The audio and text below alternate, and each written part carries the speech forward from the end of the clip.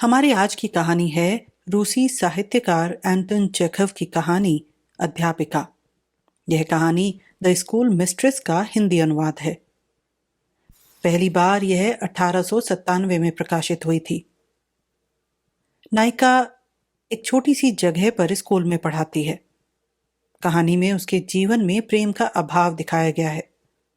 उसके जीवन का पूरा चित्रण इतनी खूबसूरती से और यथार्थ के इतने पास किया गया है कि आपको कई बार लगेगा आप उस कहानी का हिस्सा हैं और सारी घटना आपके सामने ही घटित हो रही है। आइए सुनते हैं अध्यापिका। कथा, कहानी, काव्य में आपका स्वागत है। मेरा नाम है मनीषा। ठीक 8:30 बजे वे गाड़ी पर सवार हो कस्बे से रवाना हो पड़े। सड़क सूख चुकी थी। अप्रैल की सुहावनी धूप बिखरी पड़ी थी, किंतु जंगलों और गड्ढों में बर्फ अब भी भरी पड़ी थी। अंधकारपूर्ण लंबी और असह्य ठंड का मौसम अभी अभी खत्म ही हो पाया था कि बसंत एकदम ही आ गया। परंतु गाड़ी में बैठी मरिया वेसिलेवना को न तो धूप की गर्मी में, न जंगल के वृक्षों की धुली हुई पत्तियों पर पड़ी हुई बसंत की सुहावनी धूप में, न काले पक्षियों के झुंड को देखने में जो पानी के भरे हुए पोखरों पर उड़ते फिरते थे, और न ही स्वच्छ नीला आकाश को देखने में जहां पर किसी की भी जाने की तबीयत मचल सकती थी, कोई नवीनता दिखाई दी और कोई आनंद ही हुआ। वह पिछले 13 सालों से स्कूल में अध्यापन का काम करती थी और इसका तो कोई हिसाब ही नहीं लगाया जा सकता कि वह इस काल में कितनी बार इस कस्बे में वेतन लेने के लिए आई थी। उसकी बला से बसंत, ग्रीष्म व वर्षा हो या शरद, उसे तो केवल इस बात की फिक्र थी कि कब उसका सफर समाप्त हो और कब वह चैन की बंसी बजाए। उसे यह भासता था कि वह इस भूभाग पर सैकड़ों क्या हजारों बरसों से रहती चली आ रही है और रास्ते के प्रत्येक पत्थर के टुकड़े और प्रत्येक वृक्ष को वह अच्छी तरह पहचानती है। पहले भी वह यहाँ थी, अब भी वह यहाँ है, और स्कूल से परे उसका भविष्य भी कुछ नहीं है। स्कूल से कस्बे तक की सड़क और फिर वापस स्कूल को लौटना और फिर सड़क पर। स्कूल में अध्यापिका बनने से पहले उसे कभी अपने गत जीवन पर सोचने की आवश्यकता ही नहीं पड़ी। वह अपने बचपन को भूल चुकी थी। कभी उसके माँ बाप थे, वे मॉस्को में लाल दरवाजे पर एक बड़ी हवेली में रहते थे, परंतु इस जीवन का एक धुंधला छायाचित्र केवल उसके मस्तिष्क पटल पर आ जाता था। जब वह 10 बरस की बालिका थी तभी उसका बाप मर गया था और उसकी माँ भी कुछ दिन बाद। उसका एक भाई था, एक अच्छे सरकारी ओहदे पर था। शुरू शुरू में वे एक दूसरे को चिट्ठियां लिखते रहे थे, परंतु बाद को उसके भाई ने जवाब देना छोड़ दिया और आखिर उसकी चिट्ठी डालने की आदत ही जाती रही। उसकी पुरानी चीजों में से केवल उसकी माँ की एक फोटो बची थी, सो भी दीवार की सील के कारण फीकी पड़ गई थी और इस समय उसमें सिवाय सिर के बालों और भौहों के और कुछ दिखलाई न पड़ता था। वे अब लगभग 2 मील का फासला तय कर गए थे। वृद्ध सिमोन ने, जो गाड़ी हाँक रहा था, गर्दन फेर कर कहा, सुना है कस्बे में एक सरकारी क्लर्क पकड़ा गया है। वे उसे ले गए हैं। कहा जाता है कुछ जर्मनों के साथ मिलकर उसने मॉस्को के मेयर एल्कजेब की हत्या कर डाली है। तुम्हें यह कहां से मालूम पड़ा? ये समाचार पत्रों में छपा है। इवान की सराय में लोग पढ़ रहे थे। इसके बाद काफी देर तक वे चुप रहे। मारिया अपने स्कूल के बारे में सोचने लगी। परीक्षा पास आ रही थी। उसके स्कूल के 4 लड़के और एक लड़की परीक्षा में बैठ रहे थे। इस प्रकार परीक्षा के बारे में जब वह सोच रही थी तो पीछे आती हुई 4 घोड़ों की गाड़ी उसे दिखाई दी। उसका पड़ोसी बड़ा अमीर जमींदार हेनॉब उसमें बैठा हुआ था। पिछले साल वह उसके स्कूल का परीक्षक भी रह चुका था। उसने पास आने पर मरिया को पहचाना और सिर झुकाकर उसका अभिवादन किया। आप घर को ही जा रही हैं ना? उसने पूछा। हेनॉब की उम्र 40 वर्ष की थी, परंतु उसके चेहरे से संजीदगी और प्रौढ़ता टपकती थी। कुछ वृद्धावस्था के चिन्ह भी उसके चेहरे पर दिखलाई पड़ने लगे थे, परंतु इन सब बातों के होते हुए भी वह अब भी काफी सुंदर था। स्त्रियां सहज में उसकी ओर आकर्षित हो जाती थीं। वह अपनी कोठी में अकेला ही रहता था। काम धंधा तो कुछ भी नहीं करता था। लोगों का कहना था कि घर पर भी उसे कोई काम न था। वह या तो मुंह से सीटी बजाता हुआ कमरे में चहलकदमी करता रहता था या अपने पुराने नौकर के साथ शतरंज खेलता रहता था। लोगों का यह भी कहना था कि वह शराब भी बेहद पीता था। यह बात सच भी थी, क्योंकि पिछले साल परीक्षा लेने के लिए जो पर्चे वह लाया था उनमें शराब की बू और साथ ही इत्र की खुशबू भी आ रही थी। वह उस मौके पर सारे शरीर पर नए कपड़े पहना हुआ था।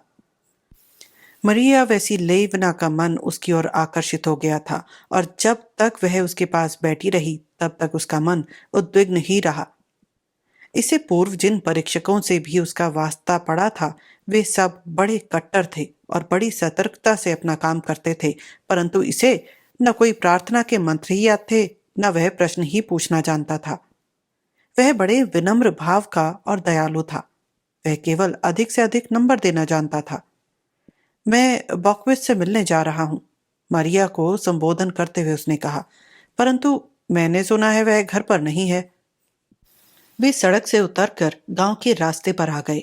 हिनोब आगे आगे चल रहा था और सिमोन उसके पीछे। कीचड़ के कारण चारों घोड़ों को उस बड़ी गाड़ी को खींचने में बड़ा जोर लगाना पड़ रहा था। वे धीरे धीरे चल रहे थे।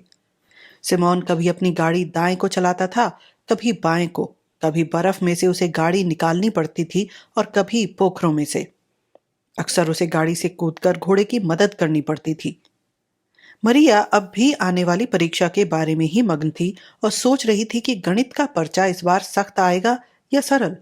उसे रह रहकर झुंझलाहट भी होती थी कि उस रोज बोर्ड की मीटिंग में कोई भी हाजिर नहीं था। कितना अंधेर है। वह पिछले 2 साल से चौकीदार के निकालने के लिए कहती आ रही है, पर कोई सुनवाई ही नहीं होती। न वह कोई काम ही करता है। मुझसे भी बुरी तरह पेश आता है और स्कूल के बच्चों तक को मार बैठता है। अव्वल तो प्रेसिडेंट दफ्तर में बैठा मिलता ही नहीं। अगर मिल भी जाता है तो रोनी सी शक्ल बनाकर कह देता है कि उसे मरने की भी फुर्सत नहीं है। इंस्पेक्टर भी 3 साल में एक बार आता है। वह महकमा कस्टम से सिफारिश के कारण इधर ले लिया गया है और अपने नए काम के बारे में कुछ जानकारी भी नहीं रखता। स्कूल काउंसिल की बैठक कभी कभी होती है और यह पता भी नहीं चलता कि उसकी बैठक किस जगह होती है। स्कूल का संरक्षक भी अशिक्षित है। उसका चमड़ा रंगने का कारखाना है। वह नासमझ और गंवार है। चौकीदार से उसकी बड़ी दोस्ती है। खुदा खैर करे, अब वह किस पर अपनी फरियाद लेकर जाए और अपनी शिकायतें पेश करे। वह सचमुच सुंदर है। उसने हिनाव पर दृष्टि डाली और मन में सोचा। ज्यों ज्यों वे आगे बढ़ते गए रास्ता और भी अधिक खराब होता गया। वे अब जंगल पार कर रहे थे। गाड़ी के मोड़ने को जगह न थी। पहिए कीच में धंसते जा रहे थे। पानी उछलता था और उन पर आकर पड़ता था। झाड़ियों की टहनियां उनके माथे पर आकर चोट करती थी। खुदा बचाए इस रास्ते से, हेनॉब ने हंसते हुए कहा। अध्यापिका ने उसकी ओर देखा, परंतु वह यह न समझ सकी कि वह इस गांव में क्यों रहता है। अपने रुपए का, अपनी सुंदर मुखाकृति का और अपने शिष्ट व्यवहार का वह इस कीच में, इस उजड़े हुए भयावने गांव में क्या फायदा उठाता होगा। अपनी इस जिंदगी से उसे खास हासिल भी क्या होता होगा। जैसे बेचारा सिमोन लुढ़कते लुढ़काते गाड़ी हाँकता है, वैसे ही वह भी अपने हाथों गाड़ी हाँक कर मुसीबतें झेलता फिरता है। जब कोई ऐसा आदमी पिट्सबर्ग या अन्य बड़े शहर में रहने की हैसियत रखता है, तो फिर उसे ऐसे गांव में रहने से क्या मतलब। फिर इस पैसे वाले आदमी के लिए इस कच्चे रास्ते को पाट देना भी क्या मुश्किल है। वह सदा के लिए इस मुसीबत से बच सकता है और अपने कोचवान तथा सिमोन की परेशानी भी मिटा सकता है। परंतु देखो, वह उल्टा हंसता है और उसके रंग ढंग से ऐसा प्रतीत होता है कि उसे इसमें कुछ भी कष्ट महसूस नहीं होता। विपरीत इसके वह इस जीवन को पसंद करता है। वह दयालु, विनम्र और शरीफ है। अगर उसे परीक्षा के मौके पर प्रार्थना के मंत्र भी याद नहीं निकले हैं, तो वह अपनी देहाती जिंदगी क्यों कर महसूस कर सकता है।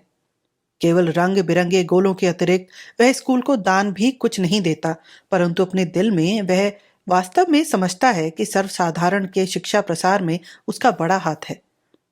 उसके उन गोलों का वहां क्या फायदा। संभल जाओ, सिमोन ने कहा। इतने में ही एक और पहिया गड्ढे में जा गिरा और गाड़ी को बड़े जोर का धक्का लगा। वह उलटते उलटते बची। मरिया के पैरों पर एक वजनी चीज आकर गिरी। वह उसकी खरीदी हुई चीजों की पिटारी थी। आगे बड़ी ऊंची चढ़ाई थी, बीच में से होकर गाड़ी को चढ़ाना था। छोटे नाले शोर मचाते हुए बह रहे थे। ऐसा मालूम होता था मानो पानी सड़क को निगले जा रहा है। ऐसे रास्ते पर भला कोई कैसे चल सकता था? घोड़ों का दम फूल आया और वे बड़े जोर से सांस ले रहे थे। हिनोक गाड़ी से उतर पड़ा और रास्ते के किनारे से चलने लगा। उसने ओवरकोट पहन रखा था। उसे भला ठंड कहाँ। कैसी बढ़िया सड़क है, उसने कहा और खिलखिला कर हंस पड़ा। यहां गाड़ी टूटने में क्या कसर रह जाती है? आपको इस मौसम में गाड़ी चलाने के लिए कौन मजबूर करता है? सिमोन ने झुंझला कर कहा। बेहतर होता आप घर ही आराम करते। बाबा, मुझे घर बैठने में आलस आता है। मैं घर पर बैठे रहना पसंद नहीं करता। बूढ़े सिमोन के मुकाबले में वह शिष्ट और उत्साही प्रतीत होता था, परंतु उसकी चाल से साफ प्रकट था कि उसे घुन लग चुका है और उसकी शक्ति क्षीण होने लगी है। उसके दिन भी करीब आ चुके हैं। अकस्मात जंगल में हवा का एक बड़ा झोंका आया। मरिया हेनॉब के जीवन को बिगड़ते देख भयभीत भी हुई और उसे दया भी आई। उसके मन में विचार उठा कि कहीं वह उसकी स्त्री होती अथवा बहन होती तो वह अपना सारा जीवन उसके जीवन को बर्बादी से बचाने के लिए उत्सर्ग कर देती। उसके भाग्य में यही बदा था कि वह एक ओर अपनी कोठी में अकेला रहता चला आए और इस नरक सरीखे गांव में पड़ी सड़ती रहे। इस पर भी उसे बराबरी के दर्जे पर साथ साथ रहने का विचार न जाने क्यों असंभव और मूर्खतापूर्ण मालूम हुआ। सचमुच हमारा जीवन ऐसी अदृश्य जंजीरों से जकड़ा हुआ है कि जिन्हें हम कोशिश करने पर भी समझ नहीं पाते और कभी विचार भी करते हैं तो हमारा दिल बैठने लगता है और हम भौचक्के से रह जाते हैं। और यह हमारी समझ से परे की वस्तु है, उसने सोचा। भला ईश्वर ऐसे निकम्मे, दुर्बल, अभागे आदमियों को ऐसा सौंदर्य, बड़प्पन और इतनी प्रभावोत्पादक मधुर आंखें क्यों देता है? उनमें इतना आकर्षण क्यों रहता है? हमें अब दाहिनी ओर जाना है, गाड़ी में बैठते हुए हिनोब ने कहा। नमस्ते, ईश्वर आप सबके साथ हो। मरिया फिर विचारमग्न हो गई। उसे पहले विद्यार्थियों की याद आई, फिर परीक्षा की और फिर स्कूल काउंसिल की। दूसरे ही क्षण गाड़ी के दूर जाने का ख्याल आया और दूसरे दूसरे विचारों ने उसे घेर लिया। वह प्रेम सागर में गोते खाने लगी। कितनी सुंदर है वे आंखें, कितना आनंदमय होगा वह जीवन। और स्वयं उसका जीवन प्रातःकालीन कड़ाके की सर्दी, कोई अंगीठी सुलगाने को पास में नहीं। चौकीदार न जाने कहाँ गायब हो गया है। रोशनी होते ही बच्चे बर्फ और कीच से सने चिल्लाते हुए चले आ रहे हैं। कितनी परेशानी है, कितनी आफत। उसके रहने के लिए केवल एक कमरा था और उसके पास ही रसोई घर। स्कूल के बाद हर रोज ही उसका सिर दर्द करने लग जाता था और भोजन के बाद दिल में चीस उठने लगती थी। उसे बच्चों से ईंधन के लिए और स्कूल के चौकीदार के लिए पैसे इकट्ठे करने पड़ते थे और उन्हें बाद में स्कूल के संरक्षक उस गंवार भारी बदन वाले किसान को देकर उससे लकड़ी मंगाने के लिए खुशामद दरामद करनी पड़ती थी। रात को स्वप्न में उसे परीक्षा होती दिखलाई पड़ती थी, अथवा किसान दिखाई पड़ते थे, अथवा बर्फ के तूफान। इस प्रकार के जीवन ने ही उसे वृद्ध, कुरूप और पत्थर बना दिया था। वह हमेशा भयभीत रहने लगी थी, यहाँ तक कि उसे स्कूल के संरक्षक के सामने आने में अथवा बोर्ड की मीटिंग में जाने में भय लगता था। वह बातचीत भी बहुत कम करती थी। कोई उसकी ओर आकर्षित भी नहीं होता था। उसका जीवन शुष्क हो गया था। न उसमें प्रेम था, न मित्रों की सहानुभूति और न समय काटने के लिए परिचित व्यक्तियों का साथ। कितना दयनीय था उसका जीवन, और इस पर भी उसका प्रेम में फंस जाना। संभल कर बैठना वेसिलेवना, फिर ऊंची चढ़ाई। उसे जरूरत ने ही अध्यापिका बनाया था। स्वयं मन से वह कभी नहीं चाहती थी। उसने कभी न तो निस्वार्थ सेवा का और न ज्ञान के प्रसार का विचार ही किया था। वह तो हमेशा से यही सोचती आई है कि उसके पढ़ाने का एकमात्र उद्देश्य परीक्षाएं हैं, बच्चों की सेवा अथवा ज्ञान प्रसार नहीं। क्या उसके पास इन बातों के लिए समय भी था? शिक्षकों, थोड़े वेतन वाले डॉक्टरों और उनके नीचे काम करने वालों को दिन रात काम में जुटे रहने के कारण अपने उद्देश्य पर चलने के लिए अथवा समाज सेवा के लिए सोचने का भी समय नहीं मिलता। इस प्रकार के कठिन और नीरस जीवन को शांत स्वभाव और सौम्य प्रकृति वाली कोहलू के बैल की तरह जुटी रहने वाली मरिया सरीखी स्त्री ही भुगत सकती है। चंचल प्रकृति वाले खुशदिल आदमी भला इसमें कितने दिन टिक पाते हैं। सिमोन रास्ता काटता हुआ आगे बढ़ रहा था। कहीं उसे चारागाह में से गुजरना पड़ता था और कहीं गांव की झोपड़ियों के पीछे होकर। कभी उसे किसान अपने खेतों में से गुजरने से रोक देते थे और कभी पादरी की जमीन आ पड़ने के कारण उसे चक्कर काट कर जाना पड़ता था। वे निजनियाय गोर्डिश गांव में पहुंचे। इर्द गिर्द जमीन पर गोबर पड़ा हुआ था। बर्फ अब भी वहां से हटी नहीं थी। वहां कई गाड़ियां खड़ी हुई थी जो गंधक का तेजाब लेकर आई थी। सराय में ढेर के ढेर आदमी थे, जिनमें अधिकांश कोचवान थे। वहां तंबाकू, शराब और खालों की बू आ रही थी। गुलगपाड़ा मचा हुआ था। रुक रुक कर दरवाजे के बंद होने की आवाज भी आती थी। नजदीक की दुकान में गाना बजाना चल रहा था, जिसका स्वर दीवार में से होकर आ रहा था। मरिया वेसिलेवना बैठ गई और चाय पीने लगी। साथ की मेज पर बैठे देहाती शराब पीते थे। गरम गरम चाय निगलने और अंगीठियों की आंच के कारण वे पसीना पसीना हो रहे थे। देखो कुज़्मा, लोग जोर जोर से चिल्लाते जाते थे। खुदा खैर करे, सच जानो वह इवान डेमेंटियच है। वह देखो बाबा। एक ठिगना सा काली दाढ़ी वाला आदमी शराब के नशे में चूर हो रहा था। किसी के छेड़ने पर वह गाली बकने लग गया। तू किसे गाली दे रहा है बे? सिमोन ने, जो कुछ हटकर बैठा था, आंखें लाल करते हुए कहा। क्या तेरे माथे की दोनों फूट गई हैं जो तुझे पास में बैठी हुई युवती का भी ख्याल नहीं? युवती? एक कोने से किसी ने मुंह बनाते हुए कहा। पाजी कहीं के। भाई हमारा तो ऐसा कुछ मतलब नहीं था, घबराकर उस ठिगने आदमी ने कहा। क्षमा करना, हम अपने पैसे खर्च कर रहे हैं और वह अपने। सलाम। सलाम, अध्यापिका ने जवाब में कहा। हम तहे दिल से आपका शुक्रिया अदा करते हैं। मरिया वेसिलेवना ने तसल्ली से चाय पी। वह भी देहातियों की तरह सुर्ख हो गई। वह फिर सोच में पड़ गई। लकड़ी, चौकीदार। सुनो बाबा, दूसरी मेज से उसके कानों में आवाज आई। यह तो व्याजोविया की अध्यापिका है।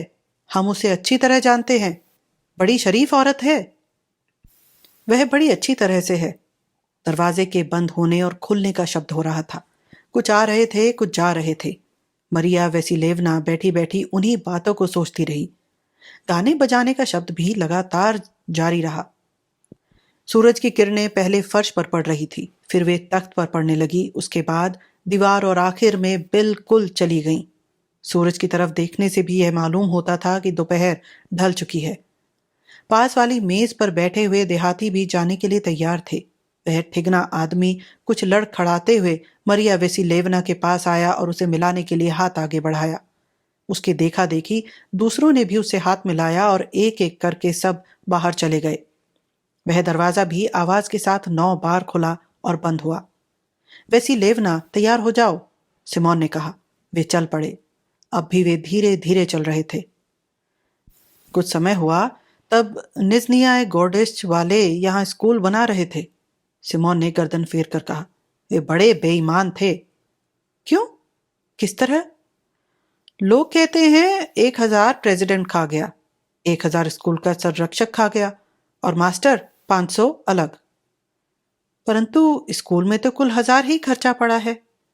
बाबा, इस तरह लोगों के सिर दोष नहीं मढ़ना चाहिए। यह सब बकवास है। मुझे अधिक क्या पता, जो सुना है वह कह रहा हूं। परंतु इतना कोई भी जान सकता था कि सिमोन को अध्यापिका के कहने का विश्वास नहीं हुआ। देहाती भी उसे संदेह की नजर से देखते थे। उनके ख्याल में 25 रूबल उसे बहुत ज्यादा मिलते थे। 5 बस काफी थे। और फिर जो रुपया वह लकड़ी और चौकीदार के लिए स्कूल के बच्चों से इकट्ठा करती थी, उसमें से भी उनका ख्याल था वह खा जाती थी। स्कूल का संरक्षक भी यही सोचता था, परंतु वह खुद लकड़ी के पैसों में से खा जाता था और किसानों से भी पैसे लेता रहता था, जिनकी ऊपर कोई इत्तला नहीं पहुंचती थी। जंगल निकल चुका था। सामने उनके गांव तक मैदानी जमीन थी।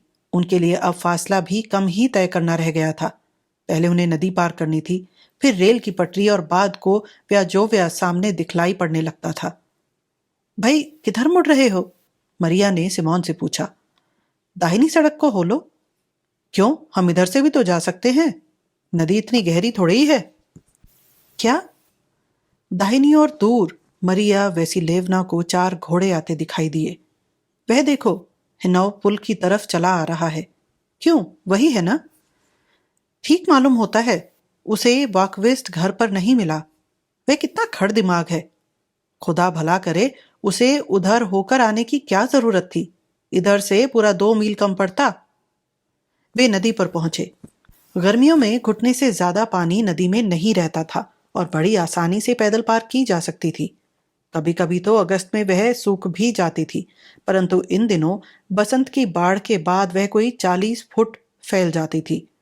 वह बड़ी तेजी से बहने लगती। पानी मटीला हो जाता और इतना ठंडा हो जाता कि हाथ लगाने को जी न चाहता था।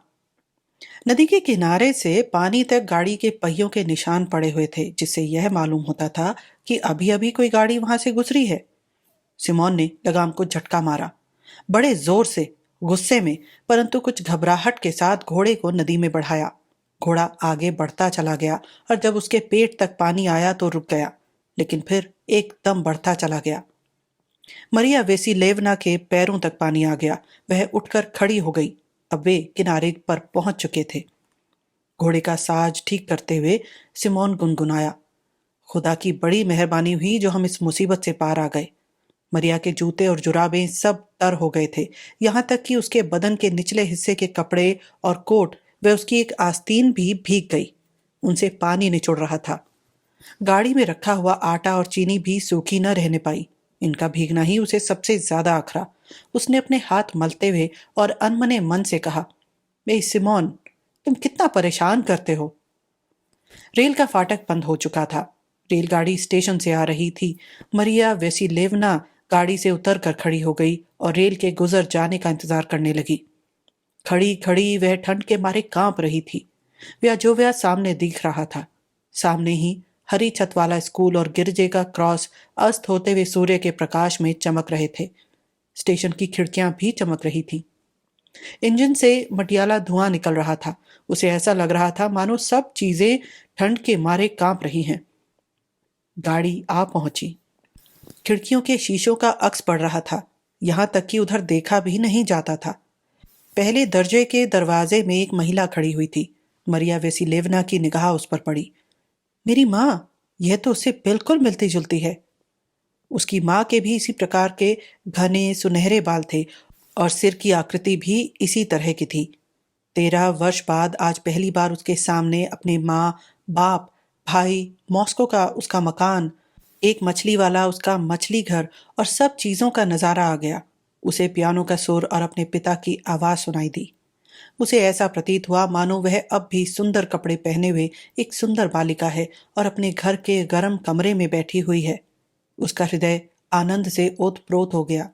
उसने अपने हाथ गालों पर रखे और उन्हें दबाते हुए धीरे से पुकारा, माँ। उसे रोना आ गया। वह स्वयं भी न जान सकी क्यों। उसी क्षण हिनाव गाड़ी में बैठा हुआ उधर आ गया। उसको देखकर उसे बेहद खुशी हुई। उसकी ओर मुस्कुराई, उसकी ओर इशारा किया मानो वह उसका कोई मित्र हो। उसे प्रतीत हुआ मानो आसमान, सब दिशाएं, गाड़ी की सब खिड़कियां और सब पेड़ उसकी खुशी और विजय में हिस्सा ले रहे हैं। उसके माँ बाप कभी मरे ही नहीं। वह स्कूल में अध्यापिका कभी थी ही नहीं। उसका वह जीवन एक लंबा, नीरस और विचित्र स्वप्न था जिससे वह अब जगी थी। वेसिलेवना, गाड़ी में बैठो। उसका बना बनाया महल सब हवा हो गया। फाटक धीरे धीरे खुलने लगा। वह ठंड के मारे थरथराती हुई गाड़ी में बैठ गई। पहले 4 घोड़ों वाली गाड़ी ने लाइन पार की। सिमोन का नंबर उसके बाद आया। चौकीदार ने टोपी उतार कर सलाम किया। यह व्याजोव्या है। हम यहाँ आ पहुंचे हैं।